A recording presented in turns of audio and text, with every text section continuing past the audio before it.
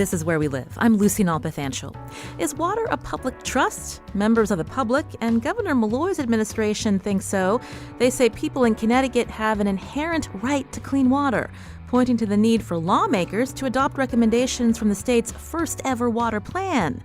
Not everyone's on board with the plan, including water utilities. Coming up, we'll find out what's in this state water plan and hear from an association representing utilities about their concerns with language in the plan.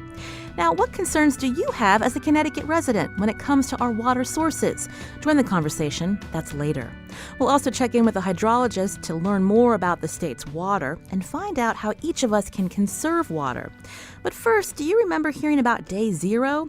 Cape Town, South Africa was heading towards a day when the city would be without water. The day of depletion came to be known as Day Zero, but conservation efforts helped push that day off for now. So how is Cape Town faring today?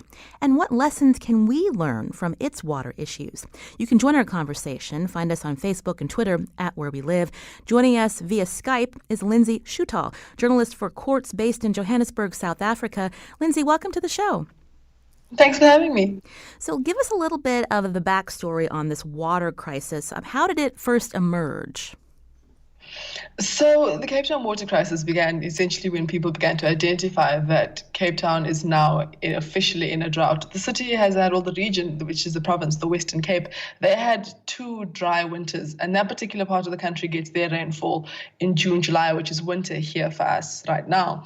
And Cape Town for 2 years didn't get the usual amount of rainfall that it gets. It used to be known as the Cape of Storms, to give you an idea of just how much rain they had. And suddenly, 2015, 2016, 2017, things began to dry up. And by last year, they were officially in a drought. And why Cape Town's been so significant is because it's the first major city, essentially, in the world to run out of water.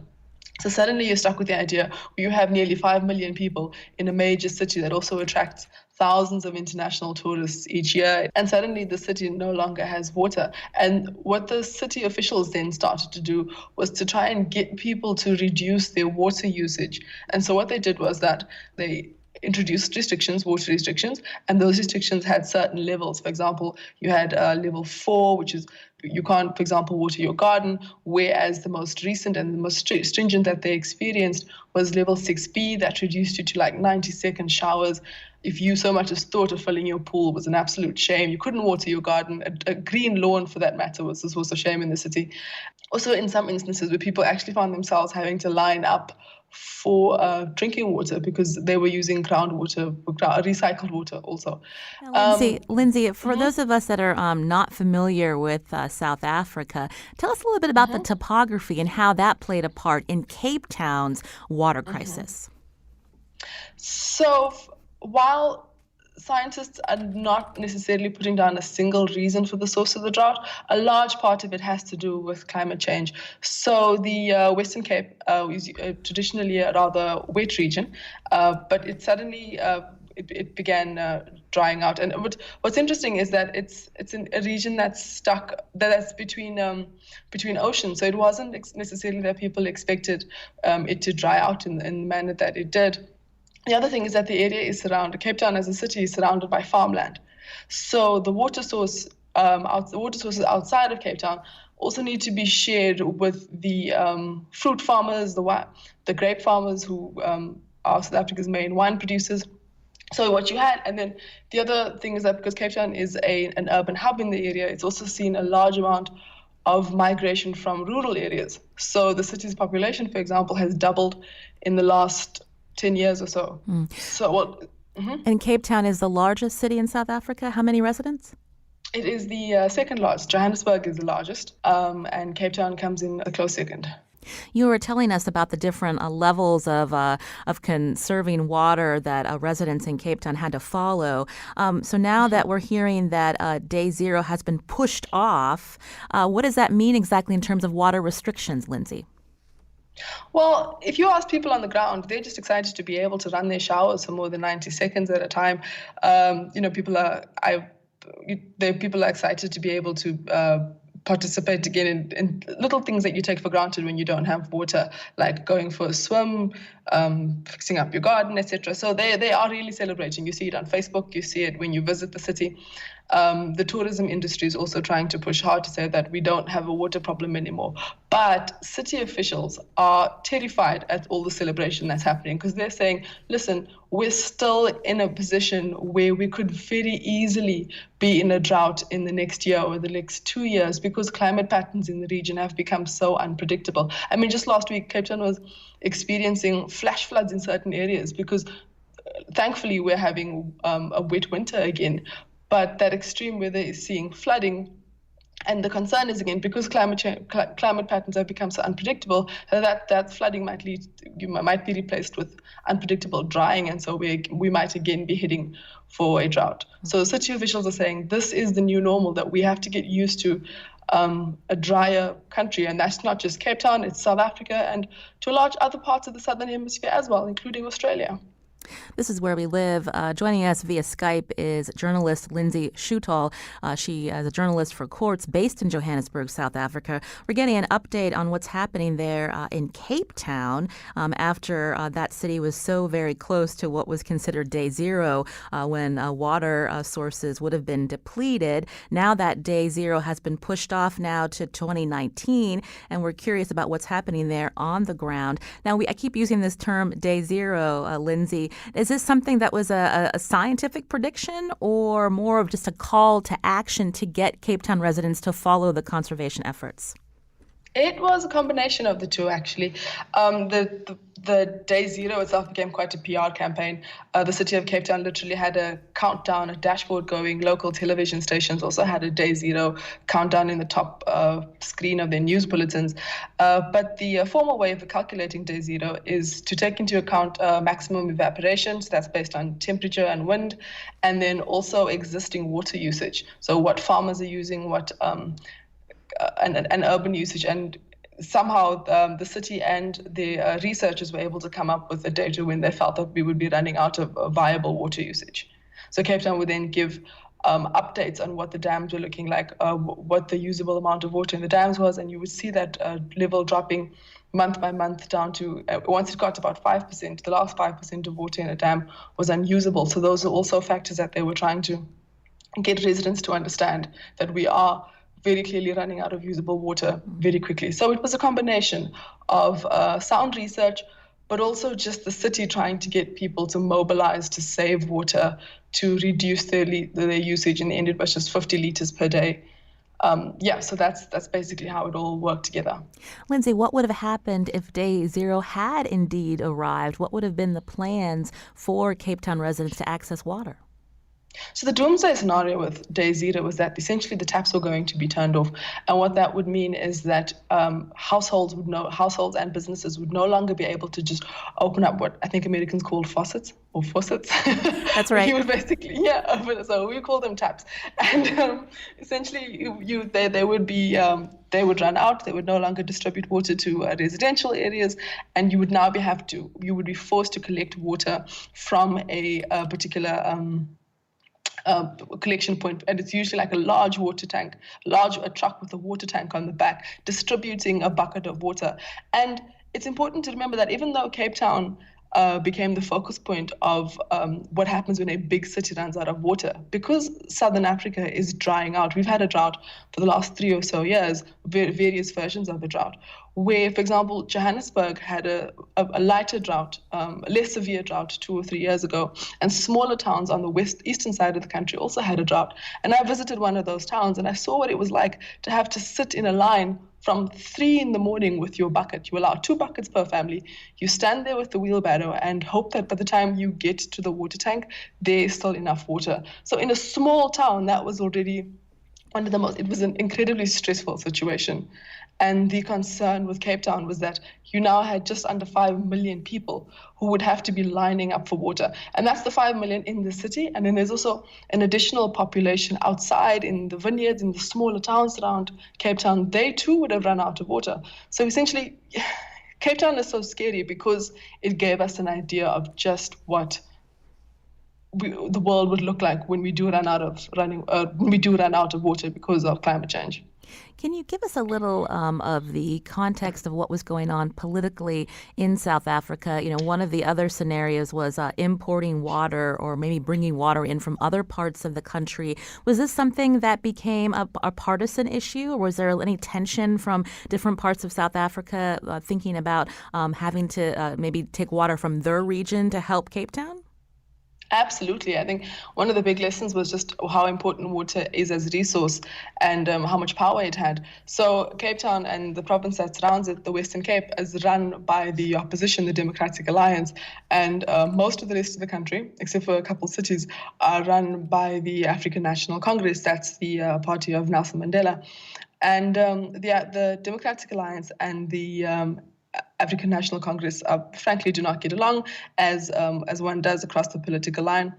And so what you had is that you had the big attention of the National Water and Sanitation Department versus the local and provincial Water and Sanitation Department, each blaming the one local government, saying that they're not getting the support from national government because their person is not in power, because their party isn't in power, and so therefore they're not seen as a priority. Cape Town, to a large extent, sometimes politically feels quite isolated from the rest of the country because it's led by the opposition. Then within the city itself, we're currently sitting with a scandal that's unfolding because of the water crisis, where the city's mayor argues that she refused to allow a desalination plant that would have been backed by, allegedly by several Israeli companies. And because she refused to sign off on it, she's been removed from her job. That's what she says. Of course, her party says that it was just a matter of corruption and mismanagement, including about how she managed the water crisis. So it became really clear. It became such a political issue that it just became clear that it was, how do you handle a crisis like this, not only to keep people from going into panic, but also how do you maintain a clear and calm political head? And to be honest, it didn't go well in Cape Town. It's still not going well. I think, to Cape Town's credit, and just a bit of luck, frankly, is that they're having a wetter winter, and so maybe calm will prevail. But it really has blown open all the divisions in the city. I understand Cape Town is very segregated. How has this water crisis played out in pitting the white middle class against Black South Africans, some who live in the slums? So there was a lot of anger and just a bit of resentment. So, for example, when it came to water usage, and so the city, what they did was, part of their big PR campaign around Day Zero is that they would send out things like, this is how you save water. For example, you can put a shower in your bucket. You can put a bucket in your shower, and that would help you collect water, and then you could use that, what they call grey water, to water your garden, or or to wash your car, whatever else you might need. So to reuse water. They would also encourage people to use a bucket to wash instead of having a bath or a shower. And people, and of course, the matter about pools and lawns, etc.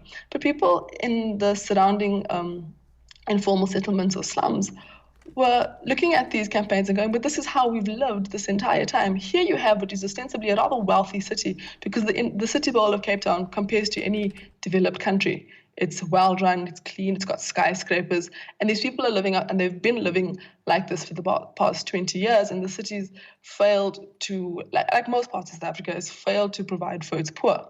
And so the poor were saying, you're out here giving these social media campaigns about how to save water, but we've literally lived like this all our lives. And it seems like the only time proper water infrastructure became an issue was when it was affecting the rich. So that's another issue that Cape Town has had to struggle with, and it's possibly also what might lead to a bit of lack of popularity for the party over there, especially with an election year coming up in 2019. Again, we're speaking with Lindsay Schutal, a journalist for Quartz based in Johannesburg, South Africa. We talked about Cape Town being able to push off the so-called Day Zero until 2019. Again, just briefly, how they were able to do that, and why was 2019 now chosen? Right. So 2019 it essentially became sort of like the more generalized date, because Cape Town had very specific dates. There was a time when we were counting, it used to be April 27th, then it was May 16th, then it was brought forward to early April. So the city always had very, very specific dates. And then all of a sudden, because there seemed to be some rainfall and a number of factors that led to Day Zero being postponed, we've now got this indefinite date of 2019. And I think now that date is is rather not politicized, well, politicized, and also just to get residents to remember that even though they have some rainfall now, that there's a very large possibility that we might have another drought next year. The other thing that with the Cape Town drought is it was a combination of things that led to the postponement of day zero. One of it was just because citizens were really saving water. I must commend the citizens of Cape Town that they really reduced their water usage. And they took the messaging very seriously. You heard people honestly saying that we are reducing our water usage to 50 litres a day because we're doing our part in this. And so for the most part, people did, middle-class residents, because they were the largest water users, they really did well. The other thing is that Cape Town's farmers, who have kind of been on the front line of climate change, and this they say themselves, is that because the region has become slowly but surely become drier, farmers they usually have private dams on their farms, and they've seen their own dams dry out, and so they've come together and they've worked together to increase and share their water resources. So much so that because they were prepared, what farmers were saying to me when I was reporting on the matter is that they said they've frankly been living in day zero for the last months or weeks, so they knew exactly what life would be like without water. And so what they did was, because they had been better prepared than the city was, they reduced their need for public dams, and so that water was then shifted over to the city for usage. So it was a combination of just generosity on the part of farmers who were able to have private dams and citizens who really cut back. It's good to hear that the water in Cape Town has not been completely depleted because of, again, these measures by residents and also with the change in the weather, Lindsay. But is there concern at all from local officials that now that the day has been pushed back, that maybe next time around the residents won't take it as seriously? That's exactly the concern. Day zero had become such an ominous moment in South Africa in the last couple of months, where it was, even though it was happening to Cape Town, it became sort of like it became a national issue, and of course, because we were talking about it, clearly to some extent an international issue as a major city. And so when that didn't happen, that the idea that you were preparing for disaster, then disaster doesn't happen. You have one of two things: either people don't take the warning seriously, or they learn their lesson. We're hoping that, and I know city officials are hoping that people have learned their lessons about water usage and what they call the new normal of having to save water every single day. But because the matter has become so politicized, because the issue has, frankly, here in South Africa, been completely eclipsed by the issues around the mayor, the tension between the provincial and the national government, that now nobody's talking about, well, hey, what happens if day zero comes in 2019? There seem to be no contingencies being discussed. Instead, it's just politicking. And I think that would, and especially given that it's an election year next year, I think that would really frustrate residents in Cape Town, because they are now divided along partisan lines instead of coming together as they did now to discuss what to do in case day zero does turn up again. Lindsay, we're talking with you during a show where here in Connecticut we're going to focus in on state efforts to encourage conservation and to really plan how we use our natural resources. What lessons should we take from the situation in Cape Town?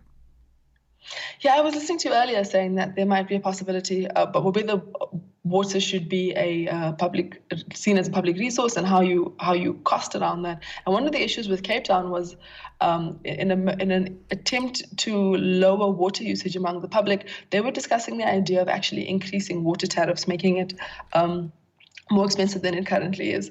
The concern with that is, I think that's a concern, that is the concern that translates, is that what happens to your poorer residents, your residents on the lower economic scale, if you're increasing water tariffs, what happens to people who simply can't afford to pay any more for water? I understand, and Cape Town was that example of how do you treat water as a precious resource and at the same time treat it as a public resource?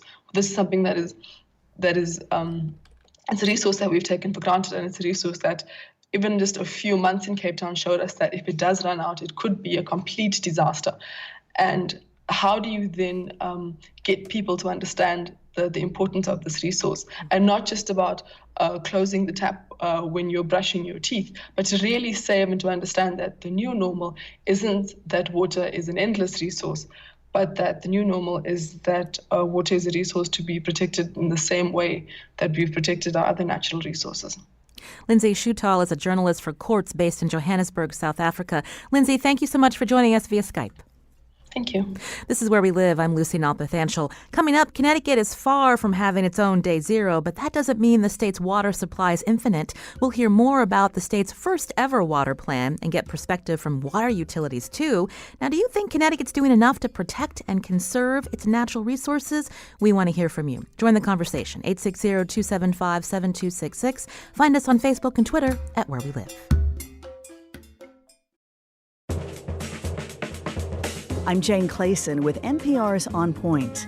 Behind the news, there are real people with something to say. We bring them to you. Roundtable conversations with women truckers, cattle ranchers, families in the thick of the opioid crisis.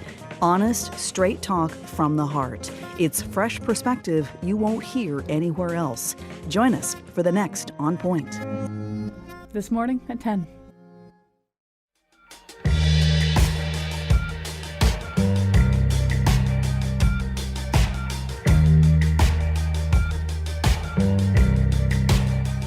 Support comes from our members and from graduate liberal studies at Wesleyan University, with degree and non-degree graduate level classes for working professionals and others in pursuit of educational excellence. Info session June 12th. Wesleyan.edu/masters. And from Metro Hartford Alliance and Hartford Young Professionals and Entrepreneurs, helping young professionals become better engaged in community life, expand professional and social opportunities, and become ambassadors for the Hartford region. More at hypehartford.com. Connecticut Public Radio's environmental reporting initiative is made possible by the Nature Conservancy and Paint Care's Connecticut Recycling Program. Listen for stories on Morning Edition and All Things Considered. You'll see some late morning and afternoon showers, highs around 70. A few showers tonight, lows around 50. Partly sunny on Wednesday, highs near 70. Mostly sunny Thursday, highs in the 70s. This is Where We Live. I'm Lucy Nalpathanchel. We just heard about Cape Town, South Africa, averting a water crisis for now.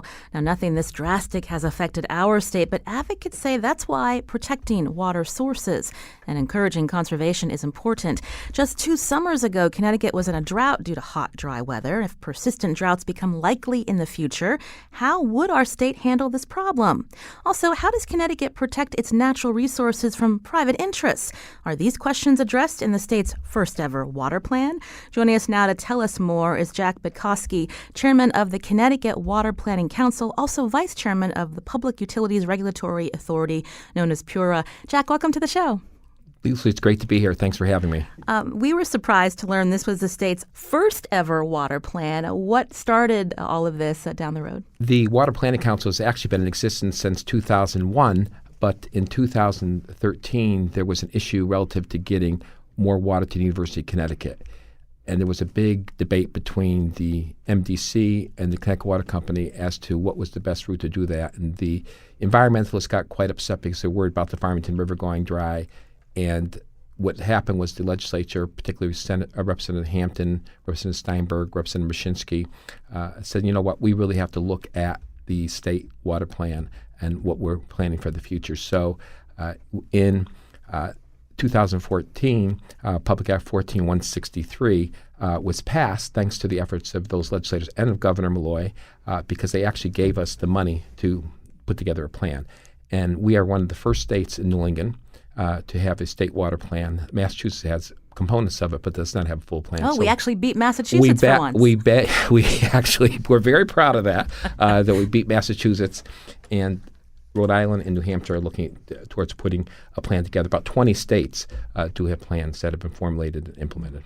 Now, this is a over 600-page document. We don't have time to get into all the details, but it is broken into 5 main points. Can you briefly tell us about those, Jack? And thank you, because I was trying to prepare for the show, and to go through 600 pages and try to put it into 20 minutes is a challenge. But the big highlights of it is that it's a platform for consistent, informed decision-making by stakeholders. We want to continue to maintain the highest quality drinking water, balance in-stream and out-of-stream needs, Water conservation, which we just heard in the previous segment, is something that we really have to keep and zeroing in on. We are lagging behind. We're far ahead in many areas, but in terms of water conservation, we have a lot more to do to educate people. When we don't have a drought situation, people still let the faucet run and water the lawn, wash the car, do things like that. We really have to educate people to make sure that they do not take advantage or just take for granted the water supply that we have. And then most importantly also is to maintain the scientific data. And the water plan is a balance between the needs of the people of the state of Connecticut as well as economic, recreational, and social. Let's talk a little bit more about the balance, because you touched on my next question. When we think about, and we're going to talk a little bit more about this idea of water being a public trust. Not everyone's on board with using that language, but water is used for many different, in many different industries, not just about drinking water. So how do you balance all the interests to make sure that we're protecting our natural resources here? Well, one of the things that we have in the state of Connecticut is we call them the Water Utility Coordinating Councils, and they are in 3 regions, geographic regions in the state of Connecticut that really look at the water supply that goes into those specific regions so that we have enough water going there. And it's a very good question. And all the companies that do produce water are required to submit water supply plans to ourselves, Public Utility Regulatory Authority, and the Department of Public Health and Department of Energy and Environmental Protection to make sure that we have adequate water supply, because we're going to continue as we go on. You know, that climate change is going to have a significant impact on our water supply moving down. We're going to have more floods in the wintertime and perhaps more droughts in the summertime. So it could put a lot of stress on our water system, which is even more the reason why we have to really adhere to our water supply plans in terms of quality and quantity of water. While this plan was in process, we're all aware of what came out of Bloomfield, West Hartford area when there was a deal struck to sell water, public water from Connecticut to Niagara Bottling Plant. A lot of opposition from residents. How does this plan address those concerns? And by the way, I have to say that the Save Our Water individuals were very professional and very much a part of coming to our hearings and making statements and seeing how the water plan would address their challenge that they had in Bloomfield. And I have to say that we have put a part in the plan where we will look at future economic development issues relative to the water industry, so that it'll be one of the things with this plan is it's not a legislative mandate. It's a roadmap going forward so that we can look at issues like the bottling plant. Because we know it's probably going to happen again somewhere in the state where somebody's going to look at wanting to sell water. So we have to come up with a system to make sure that our water system is not going to be compromised. And we do address it, not specifically the plant, but the bottling plant in terms of economic development projects in the state of Connecticut. So, I mean, you could have too many, it goes beyond water supply. You could have too many car washes in a particular part of the town, or you could have too many golf courses next to each other, whatever the situation might be. What about the question of should out-of-state companies be able to make decisions about water found in Connecticut? I'm talking about there's a merger being negotiated between a California-based company, SJW, and Connecticut Water. And how, again, will this plan, if the legislature does adopt some of its recommendations, how do they protect the interests of Connecticut residents and the water that we have here? I have to be careful on that question because it's a pending docket. So I have and Pura is the one that approves the That's deal. exactly right. So let's talk theoretically. Theoretically. So theoretically, we have to make sure that when we have any type of transaction dealing with any of our water companies, that our water supplies are not going to be compromised. I mean, that's we've had this over the years, and I've been a commissioner for some time. We've had this skepticism of foreign ownership. We've had, for example, Aquarian Water Company was once owned by a company from England. Well, it didn't change anything. The day-to-day operation was the same. Our concern is that the water supply, the quantity and quality of the water supply, is not impacted by any of these transactions that we do in the state of Connecticut. So that's something we as regulators, public health and Public Utility Regulatory Authority, would really have to stay on top on to make sure as we go through the interrogatory process and the cross-examination to make sure our water isn't being shipped out to California. This is Where We Live. In studio with me is Jack Budkowski, chairman of the Connecticut Water Planning Council, also vice chair of PURA, Public Utilities Regulatory Authority.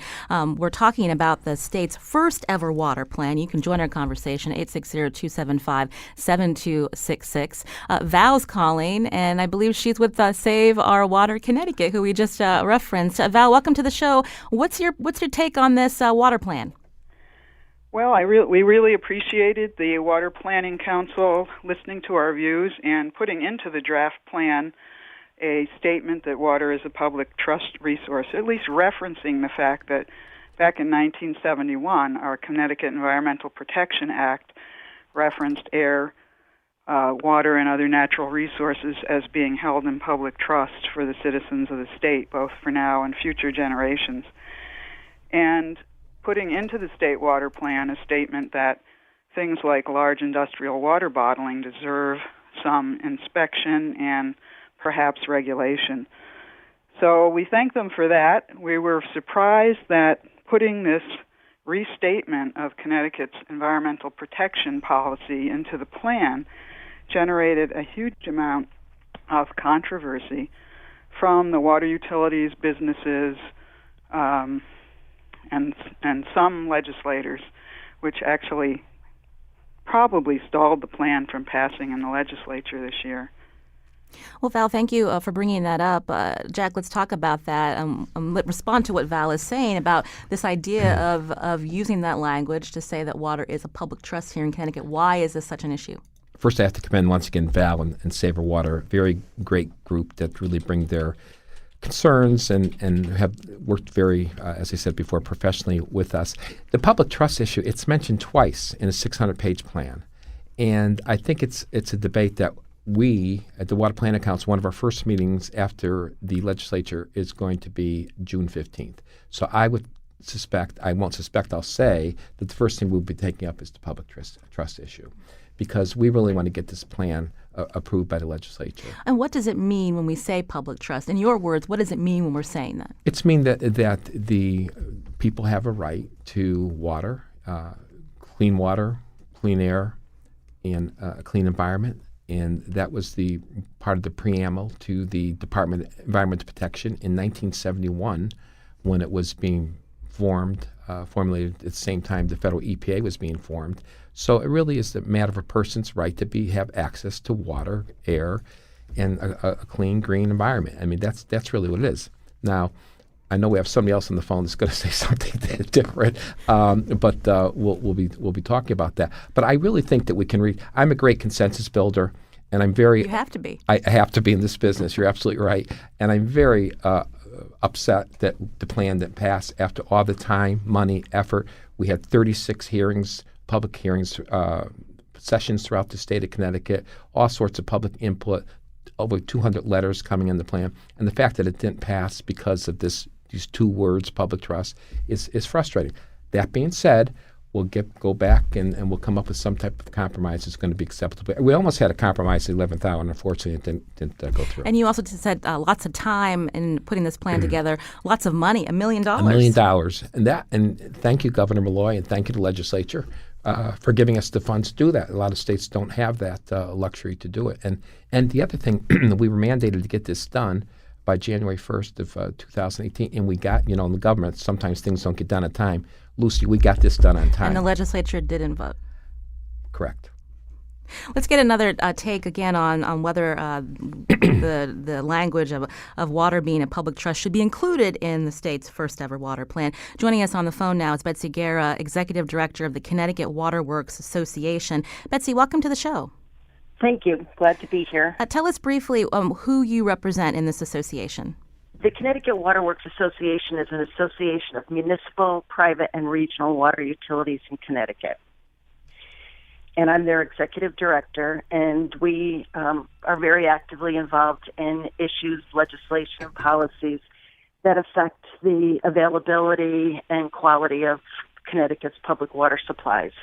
So tell us a little bit more about the concerns of labeling water as a public trust, how that would impact the utilities you represent. The water companies have been very actively engaged in the development of a water plan. So for the last 4 years, many of our members served on various work groups and steering committees to ensure that the plan was balanced, that it protected the availability of public water supplies to meet public health, safety, and economic development needs, while also protecting the environment and aquatic life. And that was our primary goal. So we were very concerned that after the 120-day public comment period, that the language of the State Water Plan was amended to include this reference to public trust. And as indicated by Val and Commissioner Betkowski, this language is in statute. It was part of the preamble to the Connecticut Environmental Protection Act. However, that act was enacted to provide legal standing to citizens to bring actions against state agencies, against businesses, to compel them to protect natural resources from any pollution or unreasonable impairment. It was not, however, intended to be used in a way to balance water uses or to prioritize water uses. And that's where our concern came in. The public trust doctrine is actually a very complex doctrine. It's rooted in Roman law and Old English law, and it has been expanded by the courts in some states in ways that could be very problematic for entities that rely on public water supplies, such as businesses, public health issues, hospitals, agriculture, etc. And so we were nervous about what that language meant. We did raise concerns with the Water Planning Council. And to make sure that our concerns were valid and that we weren't overstating our concerns relative to the language, we did obtain a legal opinion from Dave Pitney, a very respected law firm in Connecticut. And the legal memorandum did conclude that this language, because it is referenced in a way that ties it to the balancing of water uses, could be misapplied and could signal an expansion of the public trust doctrine in Connecticut. Can I let Jack respond? So, Hi, Betsy. Morning. I assume you're in disagreement about how this should be interpreted. Actually, and we should say, Betsy, and I think the public should know, I mean, your association, number one, did a great job supporting the plan, as you indicated, and worked very hard to help us get this plan to fruition. So, and I thank you and your membership for that. And we did, at the 11th hour, have somewhat of a compromise with her, so her group of, did we not? We did. And again, our issue had to be that the public trust language should not be referenced in isolation and should not be tied to the balancing of water uses in the way that it was. So we were comfortable with referencing the fact that we have a public trust and that statute has been in existence since 1971. However, it was just really the way that it was tied into the plan was our major concern. And we respected that. And like I said earlier, I'm always about compromises and consensus. And I think that if we had come up with that new language with you, it probably would have, which we did, and had gotten to a vote, it probably would have passed. But I just want to, for the record, the public interest statements, as I said before, in the plan twice. And it wasn't new language. It was language that had already been in law. I wanted to take some listener calls, and you can join the conversation, too, 860-275-7266. Lou's calling from Hamden. Lou, go ahead. Hi. Thanks for taking my call. Lou Birch calling from Citizens Campaign for the Environment. We're one of the groups that's been working on this issue, following it very closely, participating all throughout the public comment process. I just wanted to thank everybody for their comments so far. But I would like to say that the issue that really strikes me is, once again, I mean, Betsy said it best. This concept of water as a public trust resource has been the way that societies have looked at water for the last 2,000 years or longer. And one of the things that has not been mentioned so far is that this concept of balancing the needs of a healthy environment with the needs of sustainable economic development and the need to preserve water as a public trust resource was the single most prevalent public comment that was received by the Water Planning Council during this whole process. So for now, and it's, again, in fairness to the water utilities, they do a very great, important service for the state. It wasn't just them. It was business interests, golf course, the Business and Industry Association here in Connecticut, that seemed very threatened by this concept of water as a public trust resource, and I believe it has a lot to do with what their long-term plans are for the state. We have Niagara Bottling in Bloomfield. There was a huge public uproar over that issue because the public was not notified, the public was not involved in that process in a meaningful way. And so what this public trust concept says is that the people have a stake in the process, they have a right to a seat at the table, and they have the right to intervene if those water resources become threatened. Betsy Guerra, do you want to respond to listener Lou Birch? I think what we have to remember is that there's a tremendous amount at stake when you're talking about water uses and water rights. And there are companies, water utilities, golf courses, farmers that rely very heavily in this state on registered water diversions. And there was a concern that this public trust language could be used by the courts and by state agencies to end up revoking those registered diversions in a way that could be very problematic and could jeopardize the availability of public water supplies that these companies have relied on and have invested in. So, for example, water utilities, based on the availability of that registered diversion, have invested millions of dollars in infrastructure. And if that established water right was in jeopardy because of this language that could be construed to involve a reconsideration or prioritization of water uses, that was a big problem. And that's what we are trying to avoid by working with the Citizens Campaign for the Environment and Rivers Alliance and others to come up with language that reflected that water certainly is a public trust. We need to protect it for the future generations. Betsy, that doesn't then expand that legal doctrine. We're short on time. I just wanted to get Jack Bukowski to respond because, again, you're having a meeting, was it next week? 15th, and the legislature still has yet to adopt any recommendations. What's the next step? Is it going to get derailed because of this argument? It's not going to get derailed. We're going to, you can tell that both Betsy and Lou are really great, intelligent people that represent their groups. And I think that when we all get into a room, we're going to be able to come up with a plan moving forward to address this public interest. I want to say that water is probably the most heavily regulated utility. It's regulated by us. It's regulated by public health. It's regulated by the Department of Energy and Environmental Protection. So it's not like people can arbitrarily use water for whatever they want to use. So there are checks and balances in terms of the utilizations of our water supply in the state of Connecticut. But I want to come back on the show again when we do get this passed in its entirety and give you an update like 6 months from now to let you know things are moving. Sure. We're going to keep following what's happening with the Connecticut Water SJW merger deal as well. So we'll be sure to reach out to you. Jack Bukowski again, chairman of the Connecticut Water Planning Council. Thank you for joining us. Thank you, Liz. Also, Betsy Guerra, executive director of the Connecticut Water Works Association. Thank you, Betsy.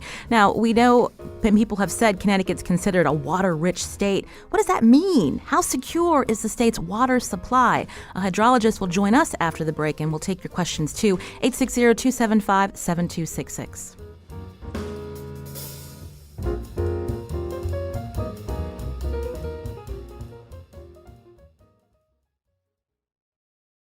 This is Where We Live. I'm Lucy Dalpathanchel. Water, it might be easy for us to take for granted that clean drinking water is available to us just a faucet away. But how secure is Connecticut's water supply, given the drought the state experienced just 2 months ago?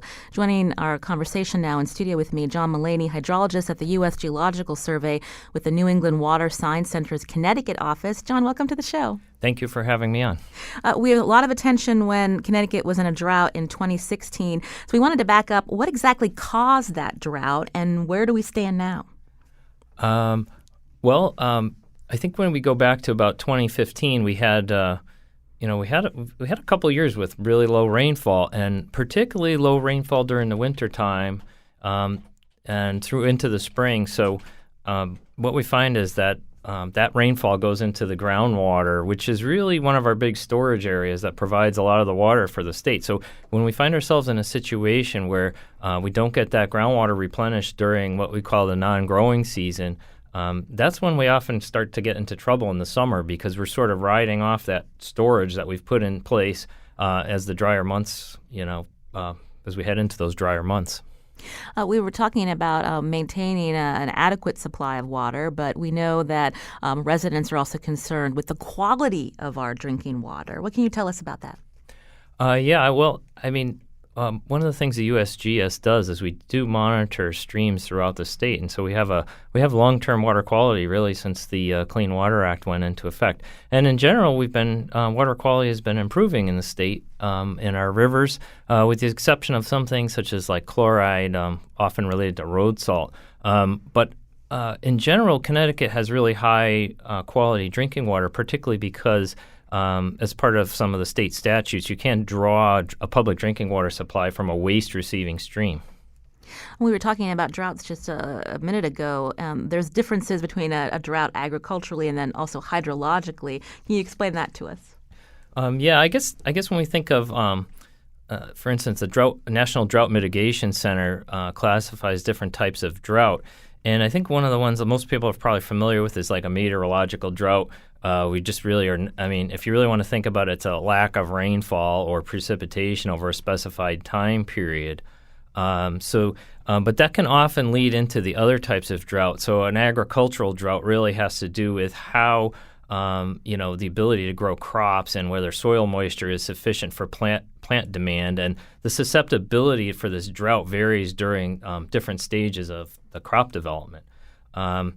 That kind of leads us next, though, is once we've got soil moisture down and a lack of rainfall, we often end up with a hydrological drought. But what's kind of interesting is sometimes, as I was saying, if we have a year that's been wet like this year and we build a lot of groundwater storage over the course of the winter, sometimes we have quite a bit of water in our streams, even if we get a lack of rainfall in the summer. So we might not end up in that drought condition. But the hydrological drought would really be, we start to notice the streams are low, the reservoirs are getting low, people are starting to have problems with their wells drying up on some of the, private domestic wells. So we're hearing that so far for the year it's been wet enough and we're looking good in terms of water. But when people hear that, I also see when I'm driving around my neighborhood, people watering their lawns in the evening. What are some responsible ways to conserve water so that we don't take it for granted when we hit that, when we may see some drought conditions coming up, who knows, in a couple of months? Well, I think one of the things we notice when we look at water use, and the USGS does do 5-year compilations of water use for the United States, but a lot of our use is really where we really change our uses seasonally when we start using water outside. And so, the lawn watering and landscape watering can be a large component of our water use, especially seasonally. But there's a lot of other small things that can be done, and the Department of Energy and Environmental Protection has some tips on their website, as well as a lot of the water utilities. But we certainly could be using water a lot more efficiently in the state. And I know in the state water plan there's some discussion about we have a lot of relatively easy conservation measures that are sort of like the low-hanging fruit that could still be done without really affecting anybody. Tell us more about those. Well, I'm just saying these are things like looking for, for instance, fixing leaky toilets, watering appropriately so that you're not wasting water and actually using it efficiently if you're using it outside. Those type of things, I think, is what we're talking about, as well as, water-saving fixtures and a number of other things. We hear so often about the climate changing around the globe. We know about our drought just 2 summers ago. Now we're seeing wet conditions. In terms of predictions, are we back into this pattern of seeing more rain, or is it too early to talk about those kinds of patterns? Well, I think one of the things we look at where we are this year, it seems like we're back into a pretty normal condition right now.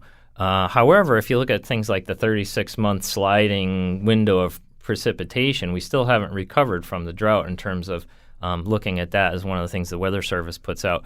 But as far as what expectations are for climate change in Connecticut, I think and some of this is discussed a little bit in the state water plan, but we talk a little bit about the consensus of a lot of these general circulation models that are used to try to predict what the future climate would be like. And the general consensus would be that obviously we're heading towards warmer temperatures and probably wetter conditions. That said, I think this possibility for variability to be greater. For instance, one of the things we've been seeing in recent years, actually particularly since like the 1960s and 70s, has been an increase in the amount of extreme precipitation events. And those are things that are well documented out there in the science literature.